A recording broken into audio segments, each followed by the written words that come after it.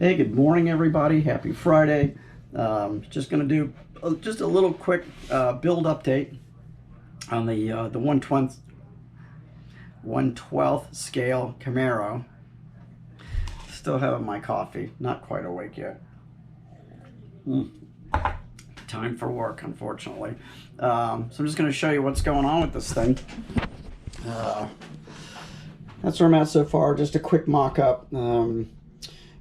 Tires and rims and chassis and engine compartment pretty much done. So this is about where it's going, and this is going to end up being, the body's going to be a white pearl with probably like a blue flip-flop in it. So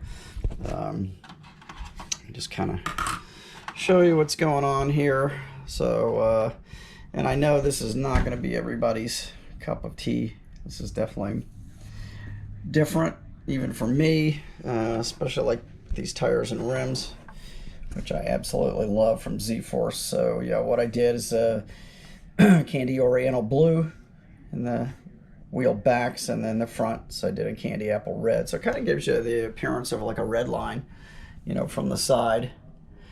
But I like it. I'm happy with how that turned out. And as I told you before, kind of doing this as a I don't know, like maybe a car you would see at SEMA or something like that. More of a kind of a show car, but or maybe I've been watching too many lowrider videos, because let me show you this chassis, and the tires and wheels are just stuck on here, so hopefully everything does not fall off. So there we go. So there's the chassis. I did all in candy oriental blue.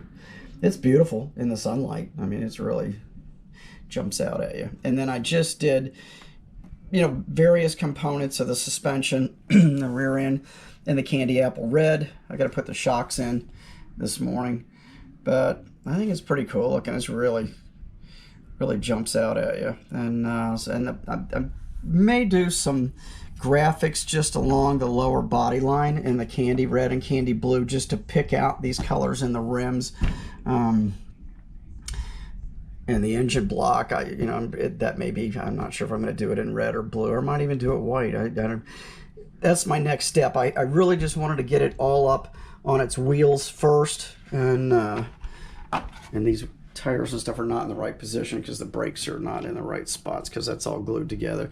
But I just wanted to just get it up and get the stance going first. I don't even know. I don't think I've got the rear end totally lined up. It's a little off because those back tires just barely fit in the edge of that wheel well. But I don't want to grind them out anymore. I've already ground out the inside of them quite a bit, and that the rear end, that rear axle will actually push in a little bit further and narrow it up just a hair more. So I just got to add the battery details, and I've got some more front end components that have got to go in there. Unfortunately, the 572 big block I was planning on putting in here, it will not fit. Now that all the suspension components are in the front end and the steering arms and everything, there's just not enough clearance. The headers are butting right up against these steering arms, and the motor will not go all the way down into the motor mounts. And I was really disappointed with that, because that's the motor I really wanted to use. So I'm going to go back to the small block that goes in there, and I'm just going to have to be happy with it. I do have to figure out the top end of the motor. I'm not sure if I can adapt the 3D printed short tunnel ram that Joe made me. So that's going to be the next step after this. I'm going to finish up today, at least try to. I'm not sure how busy I'm going to be in here. We've got some storms coming supposedly, so I might get a little bit of a break in between here. But I want to get the shocks in anyway, and the front steering arm, and probably get the wheels and tires and everything glued in position. So I can let that sit, and that'll be solid, this evening. And then the next thing is I'm going to start working on that motor, and figuring out the positioning, in the body and in that hood, and make sure everything fits properly. So that's up next. But again, have to go back to that small block that came with it, but that's okay. It's still a nice motor. I'll just paint it up nice, and do the best I can with it. I don't like the kit chrome too much, so I may end up stripping that and painting over it. So we'll see how it goes. But so that's what's going on. Haven't really worked on anything else. Really awful today. Came out this morning. Everything is sweated up. It's hazy. It's super humid. Not great painting weather because it's like 90 degrees in my garage, and it's just a really yucky day. So you know, hopefully maybe it'll cool off a little bit tonight if I need to get out there and paint a few parts. But when it's like this, it'll just haze up everything, so it's just not a good time to try to paint.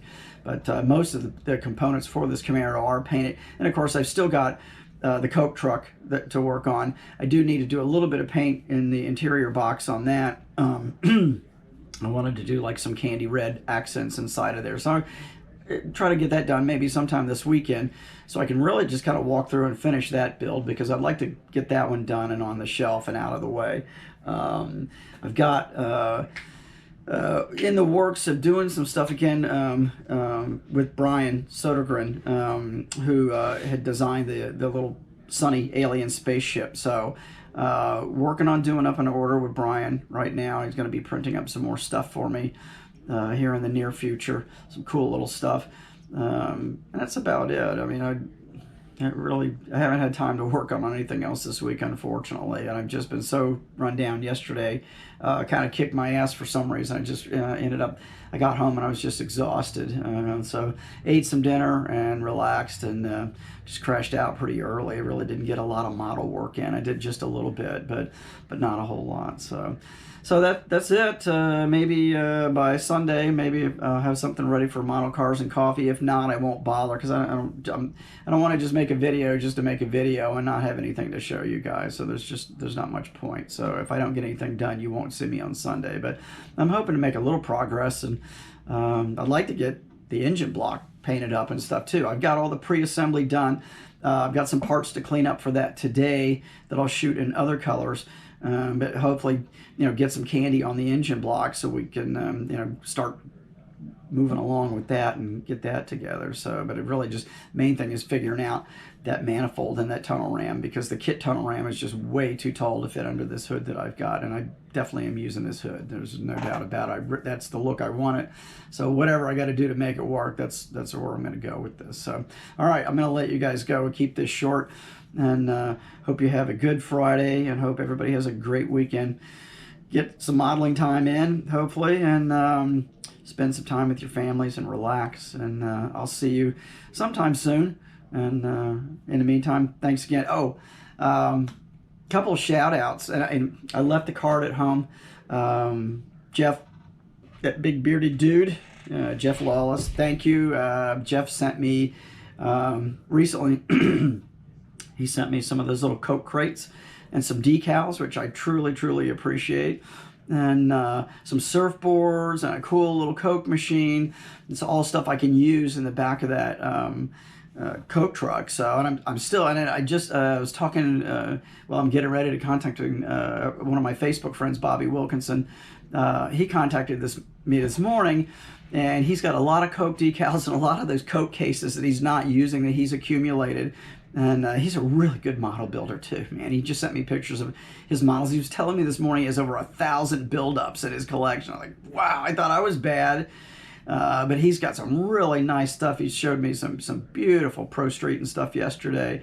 And but he's got all these extra little Coke cases. So I try to get those from Bob. Maybe do some, I hate to just take anything for free. So maybe do some horse trading, and but just many thanks to all you guys that think of me with this stuff. So it really a big help with these projects. So but again, thank you, Jeff, for thinking of me.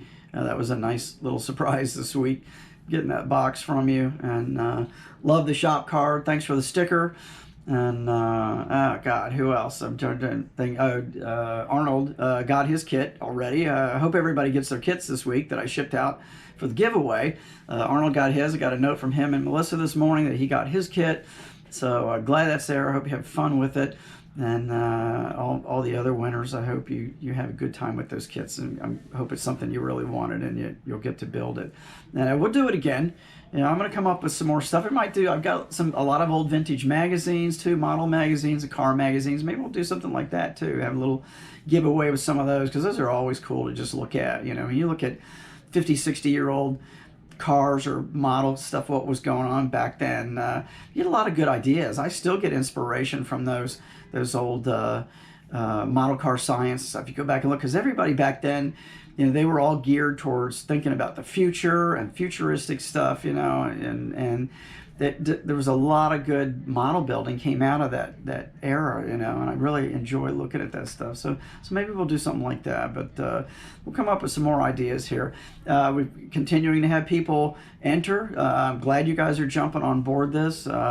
Mike is, you know, done all the footwork on this. I haven't done a whole lot to help. I mean, that's what I'm trying to keep up, do something. I met Mike over at the intake. This was his idea originally. He asked me to co-sponsor with him, so I'm really pleased to do it, and thanks Mike for asking me. He's a really good guy. If you guys have not been over to Mike's channel, the intake, he does some good stuff. He's got a really beautiful Thunderbird he's working on right now in pearl white. It's just gorgeous. So go over there and take a look, give him a like, give him a subscription. I think he's pushing 1,000 right now on subscribers, and he deserves it because it's really a good channel. And all you guys, you know, I mean, we all kind of bounce off each other, but so many good channels out there now. And yeah, you go over there and take a look. I was looking at Gary Seed's excuse me, channel yesterday. And God, Gary's paintwork's just so off the hook. So hanging with Mr. G Seeds, if you haven't watched Gary's stuff, it's great. He's also got a die cast. He customizes Hot Wheels. Crazy paint on those. He's doing tire swaps and motor swaps and stuff. 164 die cast newbie is that channel. That's a good one. But so many guys. I've been trying to play catch up this week, you know, in between, and grab a look at all of you guys' channels. And I'm sorry, I've been behind and haven't been able to look at much and see much, because it's been really kind of crazy here. Monday especially was just a zoo here, so I didn't get to look at a lot of the stuff from the weekend. But enjoying your posts, all of you. And thanks again for watching my crap. I'm trying to keep it interesting, but you know, reaching sometimes. But I'll keep at it, and hopefully have some good content coming up here soon. All right, I'm gonna let you guys go. Have a great day, and I will see you again soon. All right, I'm going to add a little bit to this because I get a lot of questions about paint.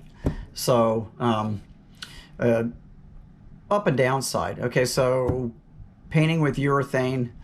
Yes, you're going to get some really, really high quality, beautiful paint jobs once you get the hang of it. So, I mean, you know, the gloss and the quality and the depth of this paint, you're not going to get from a spray can. And it's just really gorgeous. I will tell you the downside more of painting with this paint and building the model is regular glue does not like sticking this. Sorry. So you can see in the back of this firewall, that is the 82180 Permatex black silicone that I use to glue most of this stuff together, especially these big heavier models, and especially with the 3D printed parts. So as far as like putting the rims in the tires, I do use the B6000 glue. That works fine on that. It's nice and thin, and this dries like silicone, so that works great on that. But when you've got something, a big structural part like this that's going to have a lot of stress put on it, you really just got to get in there. The super glue is brittle. It's going to break off. It just doesn't adhere to the urethane real well. Regular model glue, it's so slippery. I mean, I have problems handling stuff because it's so slippery.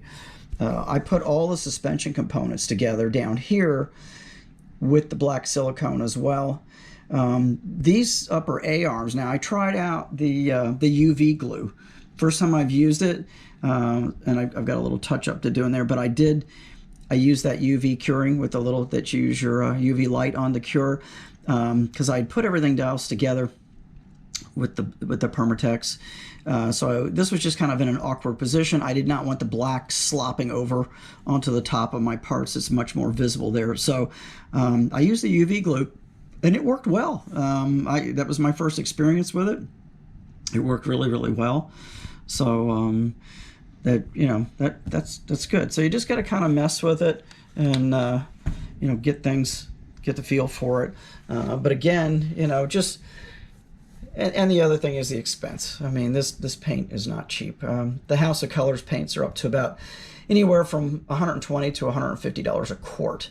So if you're not painting large items, large quantities of stuff, it's not super cost efficient. And of course now there's so many candy paints and stuff available in small quantities. Like that's one thing I've been doing with Tropical Glitz. And you can buy as little as 4 ounces from them, and a lot of these paints, a lot of them are candy base coats. So this is toner. So this is transparent candy put over a silver base, you know, but you get that beautiful depth of color. But I will tell you, the stuff I've been using, this is all House of Colors, stuff I've been using from Tropical Glitz. I've been experimenting with their candy base coats, and I really like what I'm getting so far. But I knew on this particular model, I wanted that deep candy with that tiny little flake underneath of it. So that's where this is going. So when you get this out in the sun, it's going to be really beautiful. Right now I just glued the tires in place, got my brakes in the proper position, and glued everything in place. I don't like anything that rolls. Even though this was put on aluminum pins and axles, I don't like anything to roll, so I've glued everything stationary. So that's sitting now. I'll let that glue. I got the shocks in the back. That's done. So I can move along. I could just got just a few more pieces to do in the front end here. I got to detail up the battery a little bit. It actually this kit comes with decals for your battery and a lot of your engine components. The oil filter decal, it comes with all that stuff. So that's really nice, and they're really good quality decals, it looks like. So looking forward to using that to detail it up. So anyway, just wanted to throw that in. Just if you're wondering about doing this, and I'm not saying don't get into it, because I've been shooting House of Colors for 30 years, and I absolutely love it, and I love the finishes that I get on everything that I've painted with it. So not knocking it, because it's been good to me all these years, and I still get really good quality finishes with it. So anyway, just wanted to give you a heads up on that. Okay, thanks, man. See you guys.